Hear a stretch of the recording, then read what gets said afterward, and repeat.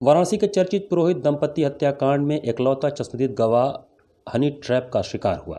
Varanasi police की मेहनत से षड्यंत्र फेल हुआ।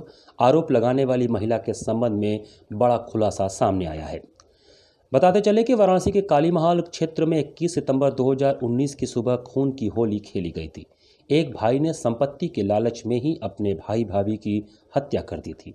कर्मकांड कराने वाले पुरोहित और समाज सेवक तथा पूर्व कांग्रेस नेता के उपाध्याय तथा उनकी पत्नी की निर्मम हत्या खुद उनके छोटे भाई राजेंद्र और उनकी पत्नी पूजा ने अपने साथियों के साथ मिलकर किया था।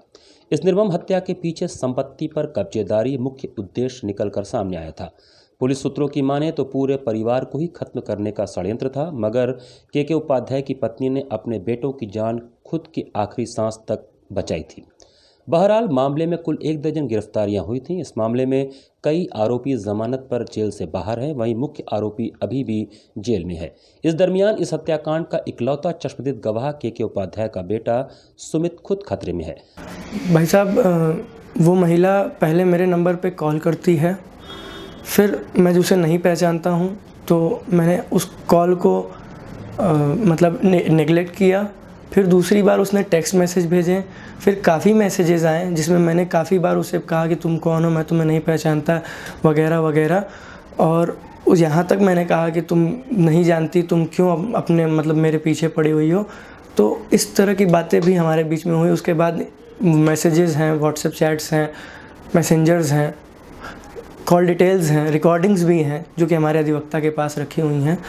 पहले तो मतलब मेरे साथ सिर्फ एक कैजुअल फ्रेंड की तरह बात करना स्टार्ट किया। फिर उसके बाद एक दिन अचानक से आती है और कहती है कि मेरे को आपसे मिलना है। इस बेसिस पे वो मेरे से मिलने के नाम पे आ जाती है मेरे पास, और आने के बाद जब हमारे गनर उससे पूछते हैं तो वो कहती है कि मैं यहाँ BHO के लिए कुछ काम से आई हूँ, जिसकी वजह से गनर उसको आने देते हैं अंदर।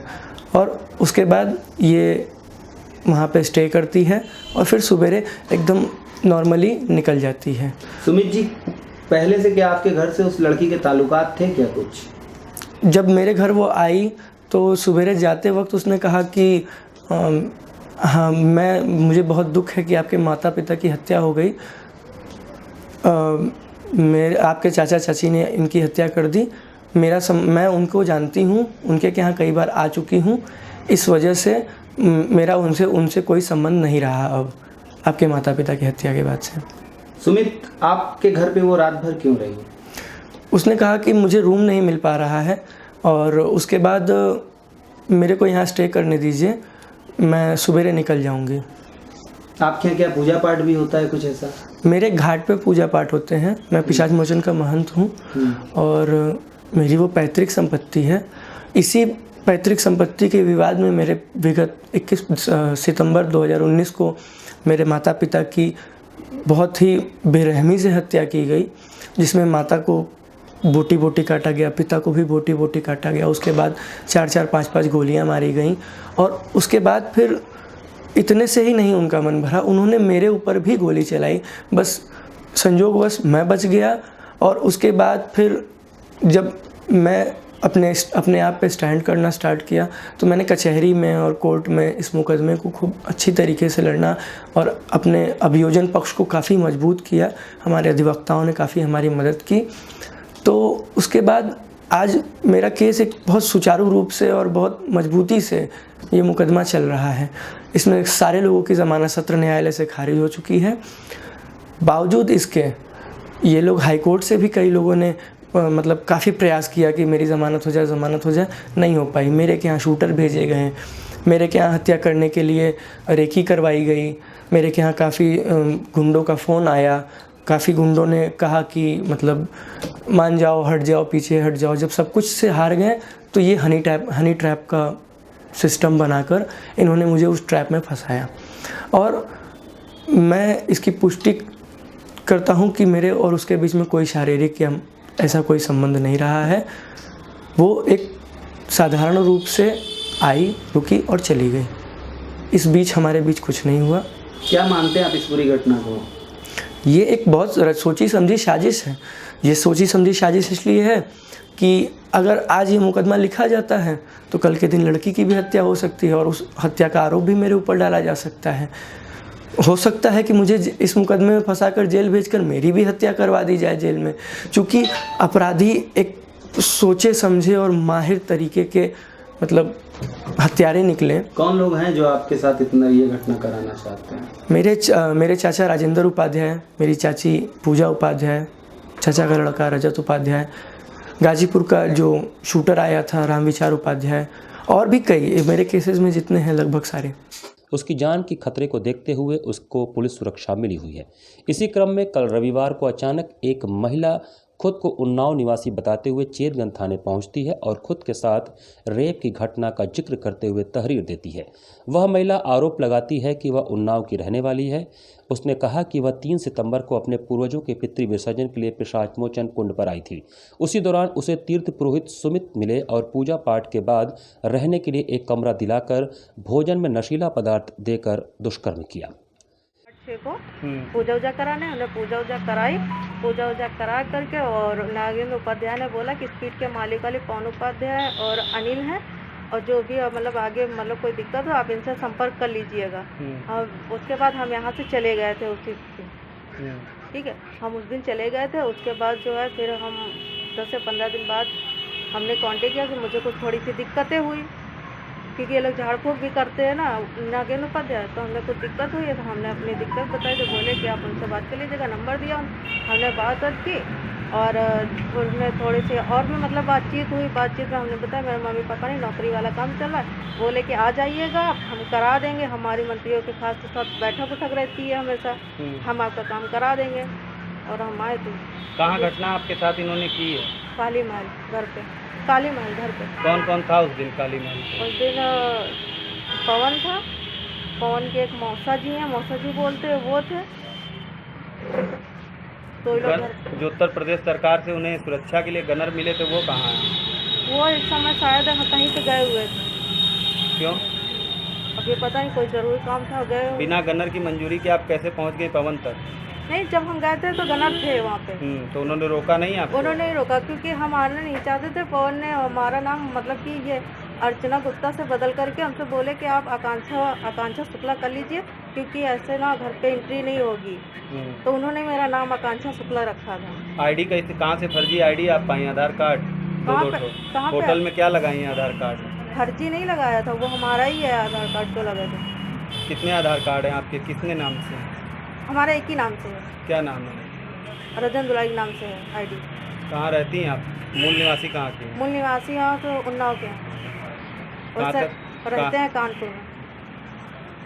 क्या सुमित पहले आपको कैसे ट्रेस किया, कैसे व्हाट्सएप पे क्या बातचीत किया है? व्हाट्सएप पे जो वही आना नहीं आना यही सारी चीज़ें बात हो रही थी। हमने कहा भैया अभी मेरे पास पैसे इससे नहीं है, हम अभी नहीं आ पाएंगे। घटना कितने तारीख को कितने बजे हुई थी? घटना 4 तारीख की है, रात के 10:30 के बाद की। 4 तारीख से अभी तक कहाँ थी आप?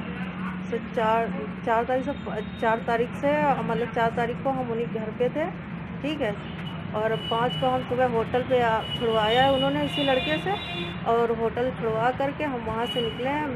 और मैंने अपने भाई को बताया तो कि मेरे साथ ऐसा काम हो गया है। तो भाई ने बोला कैसा है कि उसके बाद भाई को हमने बताया कि अपने वकील को बताया। वकील को बताने के बाद आपके वकील भी पहले से नियुक्त था? नहीं, यहाँ नहीं, हम अपने वकील को वहाँ उन्नाव से। कोई और मुकदमे चलते हैं क्या आपके? हाँ, पापा का नौकरी वाला है, पापा ख़त्म हो गया था नौकरी दौरान, तो उसी पे चल रहा था। जब आपके साथ घटना हुई तो आपकी सहमति थी उसमें या नहीं? नहीं, कोई सहमति नहीं थी। अगर आपके विरुद्ध हुआ तो पहले आप सूचना थाने पे दी या 112 डायल की या महिला हेल्पलाइन में कॉल की, कहीं कॉल की आप? सर इतना देखिए पैसे थे नहीं, भाई लेकर के चला जाता, उसके पास मोबाइल मेरे पास कोई मोबाइल नहीं, तो हम कैसे करते? हम वहाँ से निकल करके थाना दिखा आपको? वहाँ से निकल करके, वहाँ से होटल से निकल करके हमने भाई को जो घटना बताई अपने वकील को बताए, तो भैया बोला कि ज़्यादा पैसे भी नहीं है, ऐसा करो कि आप करा लो, हम थोड़ा सा पैसे ले, पैसों की ज़रूरत भी पड़ेगी। उससे हमारा भाई से भी कोई कांटेक्ट नहीं। क्या गनर भी रेप में शामिल थे जो यूपी नहीं, पुलिस गनर नहीं था। तो गनर कहाँ चले गए? गनर का कमरा आगे है। तो आपको उनकी मर्जी से आने को मंजूरी मिली, गनर थे वहाँ पे? हाँ, वो बुलाए थे घर पे। अभी तो आपने कहा गनर बाहर चले गए थे। नहीं, जब हम गए थे सुबह 10 बजे तो गनर भी थे, ठीक है ना, गनर भी थे। पवन ने तो पवन ने बोला था कि मैंने बुलाया, आकांक्षा है, मैंने इन लोग के बुलाया। संपर्क में कैसे आए? कहाँ पे? इन लोग के संपर्क में कैसे? यहाँ पे जो मुलजिम है उनके संपर्क में कैसे आएंगे? वहाँ पे मैंने बताया ना कि हमारा मतलब कि कोई समस्या थी तो नागेंद्र उपाध्याय ने नंबर दिया क्या था। समस्या क्या थी? अरे नागेंद्र उपाध्याय कौन है? वहाँ के साथ मोचन के पंडा है अच्छा, उन्होंने नंबर दिया कि वो यहाँ के मालिक हैं, आप उन्हीं से बात कर लीजिए। क्या समस्या थी? अरे थे कुछ ऊपरी चक्कर थे, जो दवा वगैरह नहीं ठीक हो रहे थे, तो हम वही चीज़ दिखाने की बात किए थे। हमको दिए फिर थे भभूत वो बना करके, ये रखिए मेरे पास अभी। तो आपने 2 फर्जी आईडी का इस्तेमाल नहीं किया है? नहीं। इसके बाद इंस्पेक्टर चेतगंज प्रवीण कुमार ने प्रकरण से एसएसपी को अवगत कराया तो उन्होंने सुमित के मां बाप की हत्या और उससे जुड़े लंबित मुकदमे को ध्यान में रखकर एसपी सिटी विकास चंद्र त्रिपाठी और सीओ चेतगंज अनिल कुमार को प्रकरण की जांच गंभीरता से करने के लिए कहा। पुलिस सूत्रों से मिली जानकारी के अनुसार जांच में सामने आया कि सारे आरोप गलत हैं और सुमित के मां बाप की हत्या व उसके हत्या के प्रयास के मामले में दर्ज मुकदमे में समझौते के लिए बाध्य करने को दुष्कर्म का मुकदमा दर्ज कराने की साजिश रची गई थी।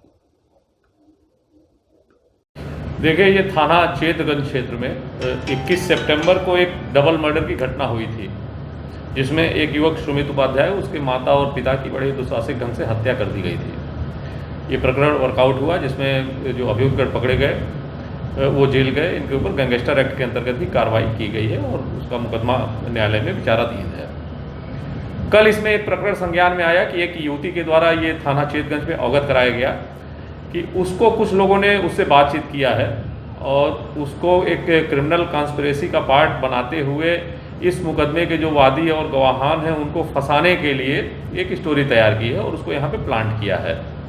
युवती के द्वारा लिखित रूप में अवगत कराया गया कि पंकज नाम का एक युवक है उन्नाय का, जिसके द्वारा जो इस घटना के अभियुक्त गण थे उनसे मिल करके इस घटना के वादी एवं गवाह को फंसाने के लिए यहाँ पे भेजा गया था। युवती ने पूरी सही बात बताई और इस पर लिख करके दिया, जिसमें इस घटना के जो कॉन्स्पिरेटर थे, जो षड्यंत्रकर्ता थे, उनके खिलाफ थाना चेतगंज पे षड्यंत्र रचने का, वादी और गवाहान को फंसाने का इसमें FIR पंजीकृत किया गया है, जिसकी विवेचना की जा रही है। जो युवती है उससे पूछताछ की गई है, पूरे बयान किए गए हैं, जो भी संबंधित इसमें साक्ष्य हैं वो संकलित किए जा रहे हैं, जो भी डिटेल्स हैं वो पूरे संकलित किए जा रहे हैं और इसमें बहुत ही सख्त कार्रवाई की जाएगी।